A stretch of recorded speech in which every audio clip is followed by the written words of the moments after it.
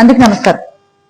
మహిళా లోకం అసహించుకునేలా, సభ్య సమాజం తలదించుకునేలా ఒక మాజీ మహిళా మంత్రిపై ఈరోజు నగరి ఎమ్మెల్యే గారు చేసినటువంటి వ్యాఖ్యలు అవి వింటే ఏం మాట్లాడాలో తెలియని పరిస్థితి. అంటే ఒక విషయం అడగాలనుకుంటున్నాను. గౌరవ నగరి ఎమ్మెల్యే గాలి భానుప్రకాష్ గారు, ఏం మాట్లాడారు మీరు? బ్యాంకుకి ఎక్కువ, హీరోయిన్ కి తక్కువ. ఇలాగేనా అండి మీరు ఒక మహిళ గురించి మాట్లాడేది? ఒక ఎక్స్ మినిస్టర్ గురించి మాట్లాడేది ఇలాగేనా మీరు? ఇంకేమన్నారు? 2000కి ఏ పనన్నా చేస్తుంది అని చెప్పి మార్కెట్ లో టాకా? మీరు కూడా ఉన్నారా ఆ మార్కెట్ లో? ఏం మాట్లాడుతున్నారు సార్ మీరు? అంటే సినిమా వాళ్ళంటే ఎందుకంత చులకన మీకు? మీ పార్టీ పెట్టింది ఎవరు? ఒక సినిమా నటుడే కదా. స్వర్గీయ నందమూరి తారక రామారావు గారు ఎక్కడి నుంచి వచ్చారు సార్? సినిమా నుంచి కాదా?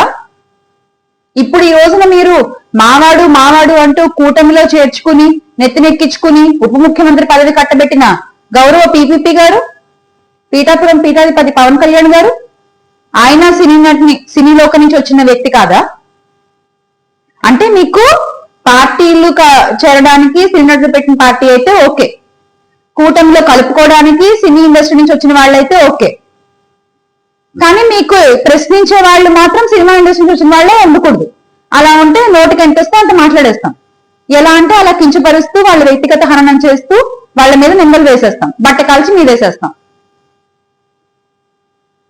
ఇదేనా మీ వైఖరి?